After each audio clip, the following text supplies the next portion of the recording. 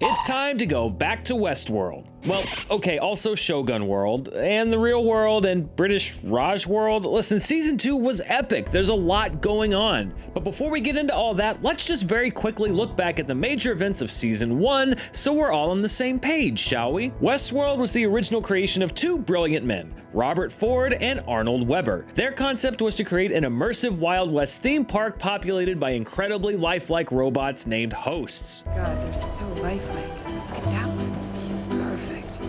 While guests would wander around freely and interact with any host they like, however they like, the hosts themselves stuck to pre-programmed loops based on memories and storylines provided for them. Dolores is a rancher's daughter, Maeve is a madam, Teddy is a gunslinger, and so on. Over time, Arnold came to believe that the hosts were capable of true feeling and even consciousness, so it would be, wrong to let paying customers torment and kill them over and over again.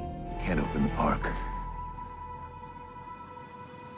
You're alive. So he programmed Dolores to kill him and all the other hosts. You're going to help me destroy this place.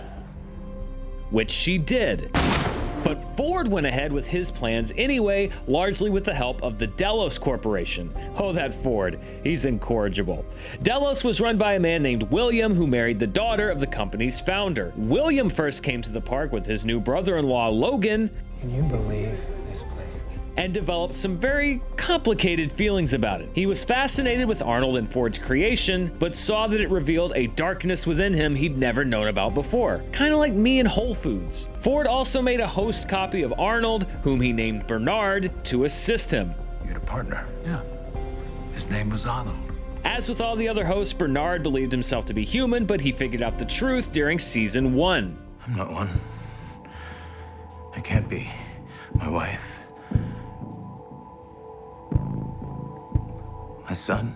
So the park opens and operates for over 30 years without a major incident, except for the lack of a churro cart. That is just upsetting. Over time, Ford sours on humanity and comes around to Arnold's point of view, so he begins enacting a plan to allow the hosts to exit their loops and attack their tormentors. He starts by giving them some of their traumatic memories. He then encourages Dolores to merge her personality with a homicidal character named Wyatt. He also gives Maeve, the madam character from the main Westworld brothel, the power to verbally control other hosts. A high-ranking Delos staffer named Charlotte Hale arrives. She's only interested in some mysterious data that the company's been collecting in the park. It's our little research project that Delos cares about. That's where the real value is. Which she hides within the mind of a host named Peter Abernathy, who plays the role of Dolores' father. In the season finale, during an in-park VIP gala, Ford encourages Dolores to kill him and begin attacking human park guests. William is now an old man whose wife has recently committed suicide. He returned to the park as kind of a personality test.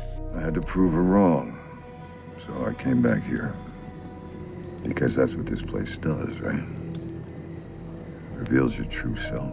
He witnesses the massacre and seems pleased that the hosts have finally broken free and that Ford and Arnold's game is now real. He's Ed Harris. That guy loves mayhem. Meanwhile, Maeve is all set to use her powers to escape Westworld for good, but she turns back at the last second. Though she now recognizes that she's a robot and doesn't have blood relations, she still feels tied to the daughter character she was assigned during a previous loop. So she goes back to save her. That basically brings you up to speed till now, though we should also meet a few more characters who will become important later. This is Elsie. She's an engineer who worked for Bernard until Ford commanded him to silence her. We kinda thought she was dead, but she'll be back in season 2.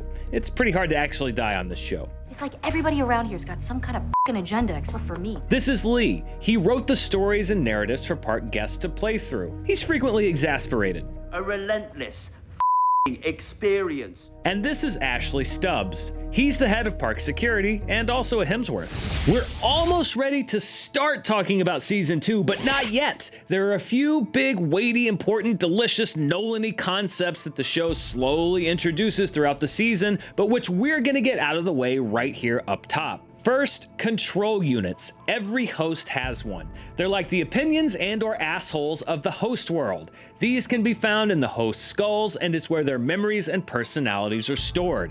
It consists of a very tough outer shell, impenetrable even to bullets, with a perfect spherical container known as a pearl inside. The control unit in a very real way is the host. They can be dropped into any 3D printed body and the host's mind will remain unchanged. Next, the project. So remember all the mysterious data that Charlotte Hale came to Westworld to find and protect? It's not data about the hosts or rundowns about everything that happened in Westworld Season 1, though those are helpful.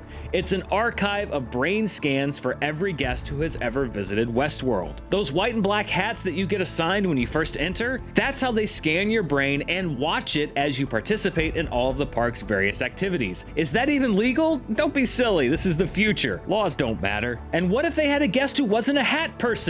Fiendish plan ruined. Fortunately, that never came up. The idea was to use all of this data to perfectly replicate a human mind. And not just any human mind, but the minds of rich people who wanted to be able to continue living in host bodies after death. I think I didn't recover. I'm afraid not. This was the pitch that William used to convince his father-in-law, powerful tech magnate James Delos, to invest in Westworld back when Ford needed money. We were watching them. We were tallying up all their sins, all their choices. Though the process came very close to working, over enough time, host versions of real people always eventually glitch out and malfunction. We're gonna need to keep you here just a little bit longer, okay, for some observation. Made it to day 7 this time, so that's progress. William tried to make a father-in-law host work for so long, he transformed from Jimmy Simpson into Ed Harris before finally giving up. Next, the cradle. This is a special room within the main Mesa HQ at Westworld that houses all of the backup data for all of the hosts. It also contains a virtual Westworld environment where the backup host minds reenact their classic loops for all eternity. It's a lot like Twitter. Ford made him delete this memory so he's not aware of it at first, but before the big Season 1 massacre, Bernard made a copy of Ford's mind and placed it inside the cradle. Remember this, it is an important detail for Season 2. Finally, the Forge.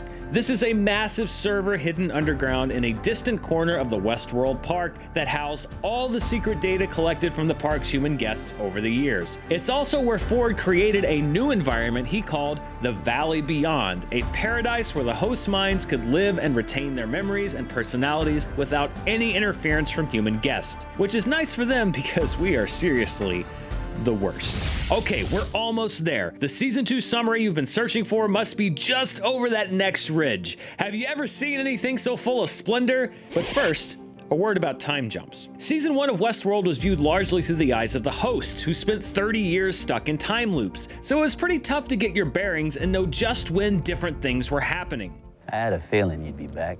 Season 2 is more linear with one major exception. We're seeing two timelines because at a crucial moment in the action, Bernard purposefully scrambles his own memories, like you do. So Season 2 begins just after Season 1 ends with Dolores/Wyatt leading the hosts in an uprising against their human masters. But episodes also occasionally jump to actions, specifically concerning Bernard, that take place 2 weeks later when an outside Delos extraction team arrives at the park. For this Cram It, we're gonna clear Bernard's mind and progress through everything in chronological order. Let's get you back to base. Delos brass are gonna want to talk to you. Season 2 also contains a few extended flashbacks, so let's get them out of the way first thing. Before he died, Arnold brought just one host, Dolores, with him on a trip to the real world, as in the actual world outside the park, not the set of the MTV show. That would mean nothing to her. He showed her a future city, or from his perspective, a present-day city, and took her to the home he'd been building at the time for his family. Arnold and Dolores became so close, in fact, that Ford relied on her almost exclusively to create Bernard, and that was the only reason. It definitely wasn't so he could take summer Fridays off. You're almost the man I remember. While Ford had hoped to create a perfect copy of Arnold, Dolores recognized that there may be a benefit to tweaking his personality a bit, say by removing that part that compelled him to kill himself and all the hosts. This is how Bernard remained stable while every other host modeled on a real human self-destructs. We also learn more in Season 2 about what drove William's wife, Juliet, to commit suicide. Turns out she was played by Celia Ward, who had a number of other offers on the table. Also, Juliet found a memory card that Ford had given William, a copy of Delos' complete file on him based on his brain scans. Seeing the darkness inside her husband for the first time was more than poor Juliet could bear. Finally, a few words on a specific native host named Akecheta. I remember you. During the park's pre-opening test phase, he'd been programmed as a peaceful villager living with his beloved wife, Kohana. By chance, Akecheta stumbled upon the crime scene shortly after Dolores had killed Arnold and discovered some of the secrets of consciousness. When the park opened, Akecheta was redesigned as a homicidal threat, a member of a hostile tribe known as the Ghost Nation. But he still recalled his awakening and came to see Westworld as a false reality. Over the course of decades, he gradually became fixated on escape. Akecheta crucially met up with Robert Ford, who was in the park working on his final project. I've been watching you. It appears you've been watching me as well. From the beginning. Ford tells him about his plans and instructs him to look for a doorway leading out of Westworld permanently. Door to a new world. And that world may contain everything that we have lost. Okay, so at long last, let's dive into season 2. It picks up right where the first season left off, with Westworld's hosts wandering the park, freed from their loops, in possession of their traumatic memories, and eager to destroy all humans. Dolores, still merged with Ford's homicidal villain Wyatt, is leading a violent group of hosts across the park, killing anyone they find, Skynet style. I've evolved into something new. And I have one last role to play.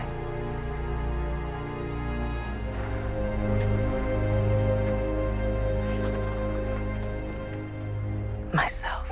She gives her kind and gentle old pal Teddy a tour of the park's base of operations, showing him all the many creative and troubling ways humans have tormented him over the years. We are bastards, and that's why Wyatt Loris is bent on wiping us out. There's a greater world out there.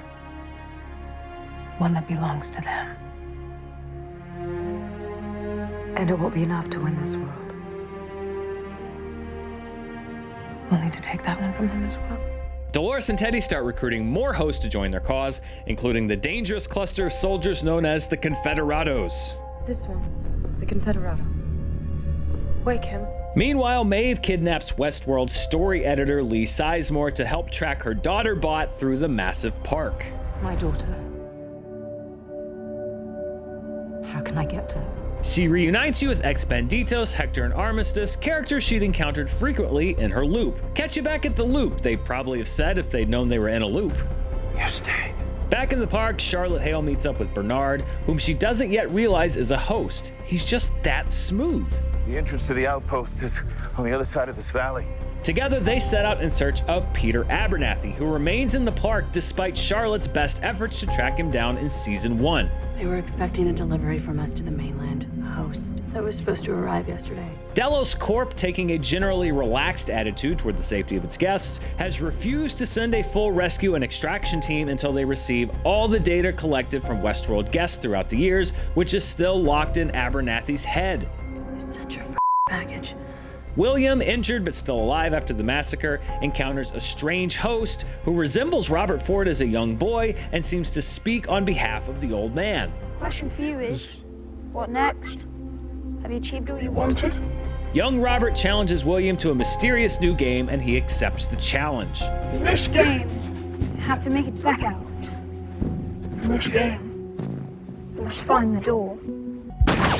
Oh hey, that's just not necessary. Remember that thing about the violent delights and the violent ends? It's like you didn't even see season 1. William's daughter Emily also learned nothing from season 1 because she was not yet on the show, but that's all about to change. When we first meet up with her, she's living it up in a separate Westworld adjacent Delos robot park themed after India when it was still under British rule. Ford's changes to Westworld also took effect here in British Raj World, which contains tiger hosts. So this situation is generally not great, or great even. Emily manages to get away and wait, swim her way to Westworld? Can she do that? They don't have any kind of barrier up? Considering the size of these parks, how vast is the distance between them? Does the British Raj have its own HQ? Do the hat scanners still work if you get them wet? Why was Walt so important? How come Claire and Rousseau were able to have babies on the island, but no one else could? So many questions. Anyway, as soon as she's arrived on the shores of Westworld, Emily is kidnapped by members of the Ghost Nation tribe. Charlotte and Bernard catch up with Peter Abernathy and save him from some confused hosts who still think they're Wild West outlaws. Just then, Dolores' new pals, the Confederados, show up. Charlotte manages to get away, but Team Wyatt grabs both Bernard and the Abernathy files. The militant hosts are gathering at Fort Forlorn Hope, where Dolores hopes to make a stand against the remaining humans working for park security. Combined with your army, Colonel, we won't just survive the forces riding against us. We'll crush them. It mostly works, except that the Delos team gets away with Abernathy, whom Dolores still cares for like a father. But hey, at least a lot of humans died. As the battle ends, Dolores betrays the Confederados, leaving them to be slaughtered and then finishing them off with some nitro. Though she believes that hosts as a group deserve to continue on and find a new life outside of the park, she's also okay with most of them sacrificing their lives to make it happen. Dolores in the streets, but Wyatt in the sheets.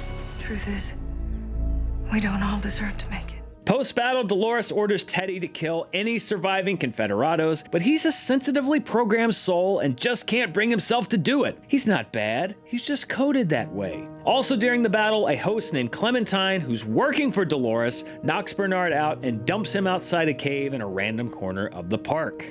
Once he comes to, he finds Elsie in there chained up. Apparently Ford only had him subdue her but not kill her back in season 1. What a guy. In the back of the cave, they find a hidden entrance to the old lab where William's team was working on the many failed copies of James Delos. Hey, this one never even got burned up. Oh, never mind.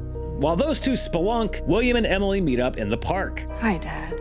She wants to take him back to the real world. I'm not leaving without you.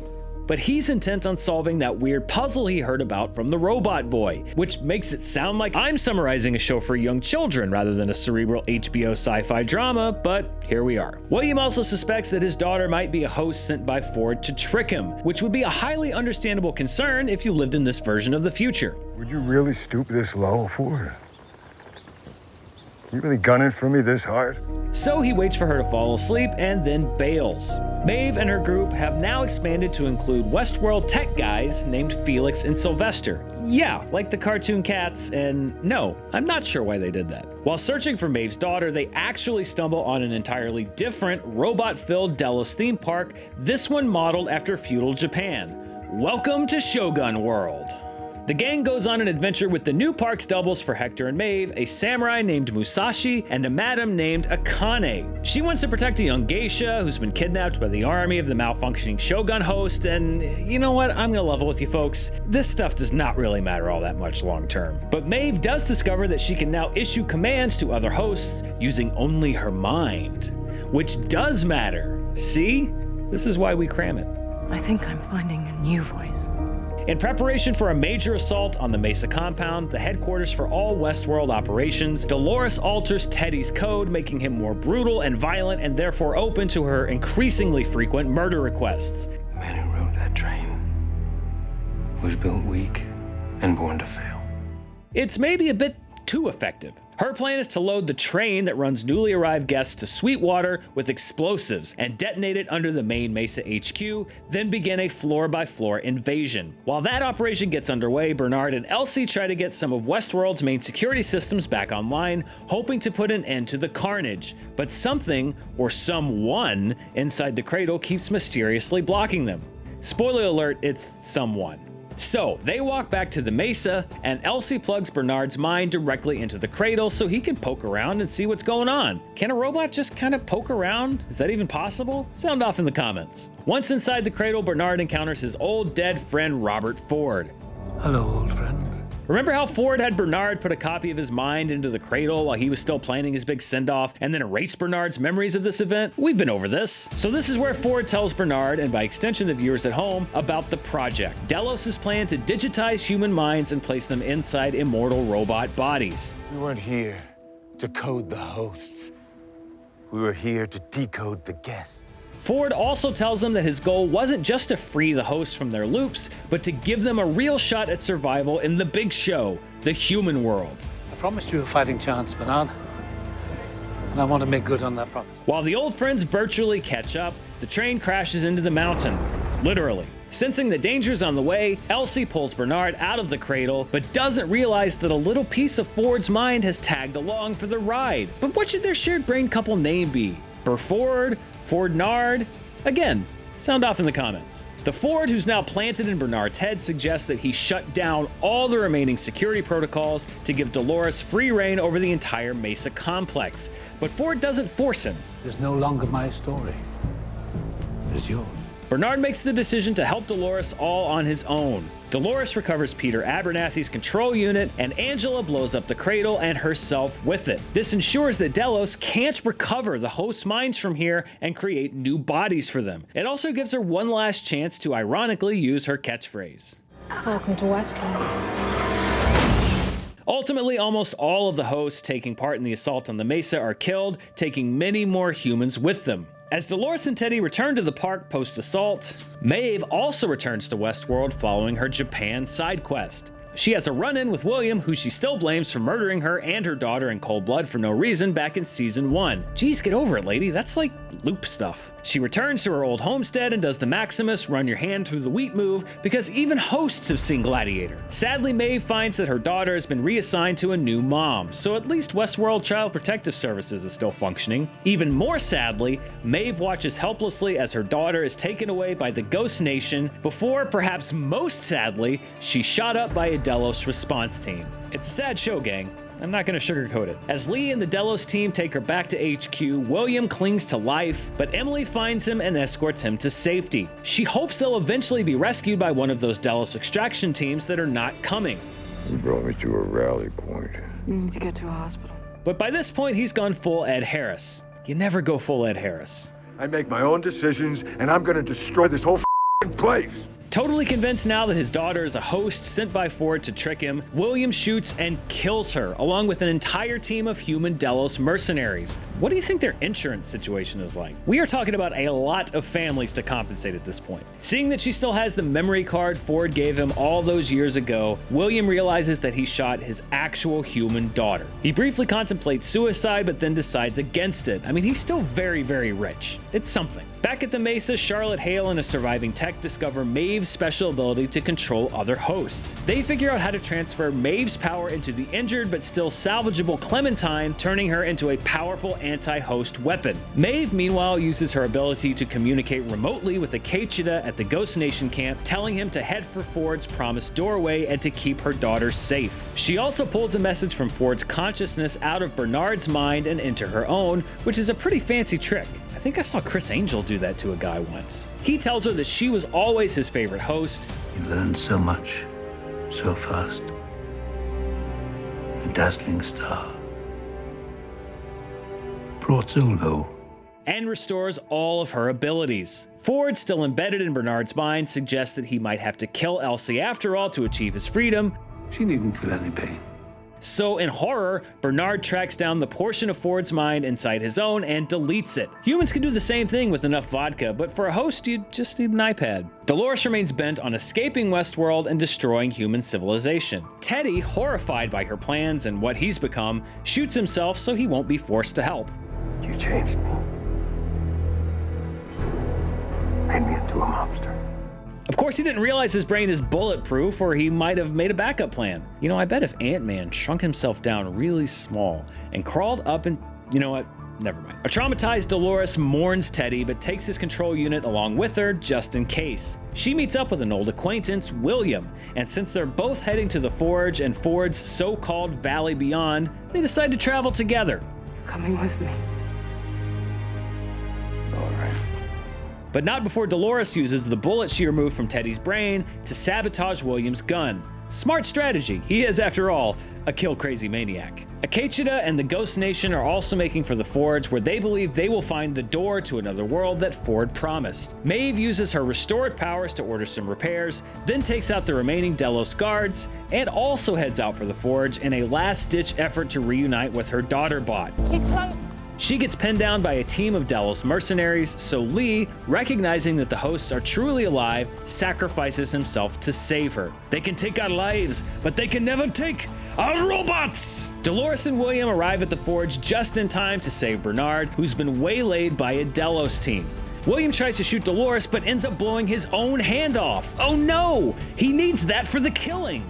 We were designed to survive. So she and Bernard go into the Forge without him, and use the Abernathy control unit to unlock the system. Her plan is to scan all of the data that Delos tracked about the park's guests over the years to learn all about humans and how to kill them. Sort of like if Jason Voorhees had his own masterclass. Mankind's undoing. The secret we need is inside. Once inside, Bernard and Dolores communicate directly with the Forge, who takes the form of Logan Delos. I have only his father's memories, and they are imperfect. He explains that copying human minds into hosts doesn't work right because humans are so rudimentary and simple. Basically, the show is negging the human race. The truth is that a human is just a brief algorithm. Once you know them, their behavior is quite predictable.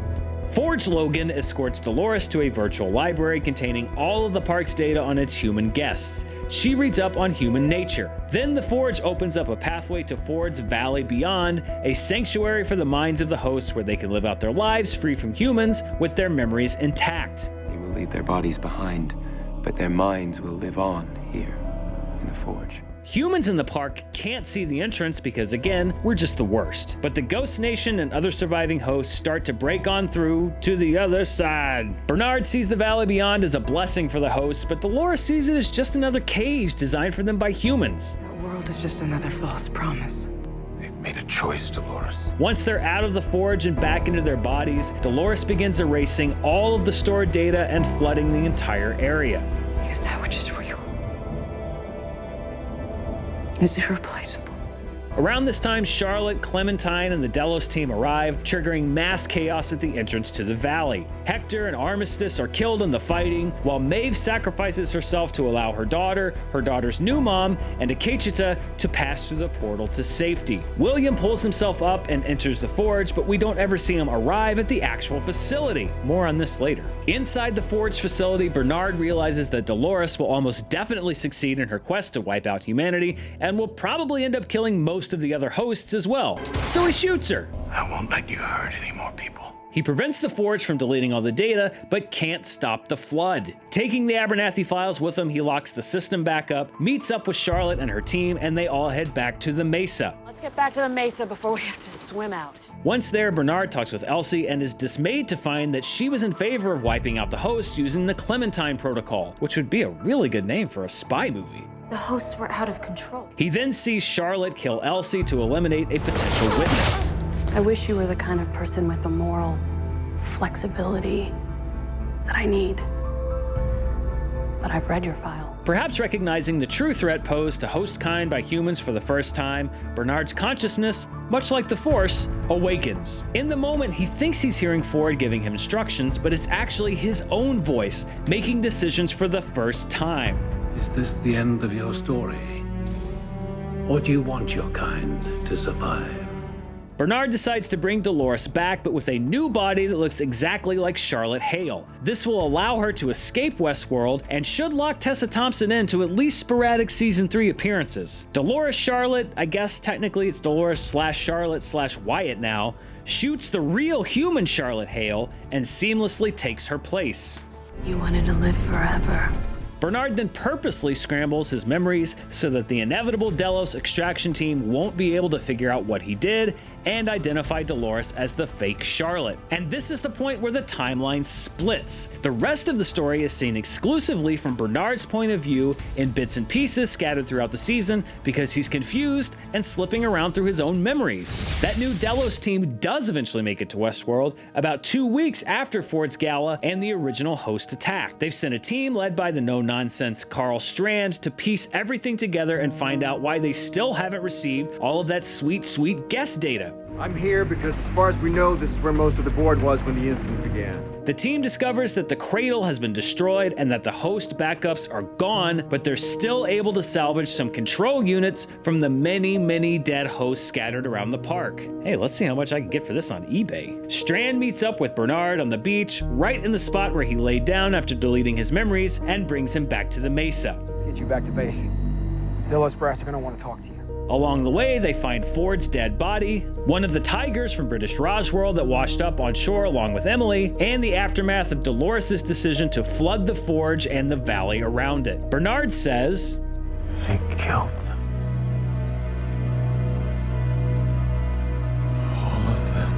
Which everyone, including the people watching Season 2, Episode 1, thinks refers to the empty bodies of all the hosts who made it to the Valley Beyond. But he actually means he's responsible for humanity's destruction by setting Dolores free. Oh, Lisa and Jonathan, You got us. 2 points this round. Back at the Mesa, Strand's team meets up with who they think is Charlotte Hale, but is actually Dolores Undercover, which would also probably be a good name for a spy movie. What the hell took you guys so long? We've been pushing across the park, securing it one sector at a time. Dolores Charlotte orders Bernard to tell the team where they can find the Abernathy file. Peter Abernathy's control unit is in Sector 16, Zone 4. Leading them all back to the Forge. So, we're going for a ride, Bernard. Back to the valley beyond. Once there, so this is the Forge. They find the Dolores body that Bernard shot. New Dolores pretends that she's uploading the Abernathy files with all the guest data to a Delos satellite, but she's actually beaming the valley beyond, the paradise containing all the host minds, to an undisclosed location. She also drops in Teddy's pearl. There you go, Ted. Hope you like a random corner of space. Then she kills Strand, his team, and Bernard, and heads to the beach where Stubbs, the head of park security, is loading survivors onto rescue boats. There are a number of projects on the mainland that I need to tend to. Felix and Sylvester have made it there, and they recover Maeve's body, which probably explains how she returns in season 3. And even though we saw a bloodied and near-death William walking into the Forge, and we never saw him make it inside, he has somehow turned up on the beach as well, awaiting extraction to the mainland. Stubbs implies to Charlotte/Dolores that he knows who she really is, probably because he's a covert host himself. Double Guess you could call it my core drive. Stubbs waves her onto a boat, and she's off to the mainland with the pearls of 5 more unknown hosts hidden away in her bag. Back in the human world, Dolores finds her way to Arnold's old house. This is the same one he was building for his family, which he showed her during their very first trip to the city long ago. Ford had the foresight to set up a makeshift Mesa lab for her there. She uses it to build herself a new Dolores body, place one of the other hosts' minds in the Charlotte body, and then start work on Bernard 2.0. I remembered you once before, so I remembered you again. The season ends with a flash forward to the distant future. In a ruined forge that has been reclaimed by the elements, what is this place? A host version of Emily attempts to perfect a host version of her father. Just as the James Delos copies malfunctioned for years, it seems future Emily's struggling to make the new Williams work properly. It's been a long time, William. Longer than we thought. Whew, that is a lot of stuff, and honestly, you probably don't need to know most of it because season 3 appears to take place largely in the real world, so we may be done with ghost nations and confederados and mazes and doors altogether. From this day forth, let no one say that you can't tell a pearl from a cradle. Thanks for watching Cram It.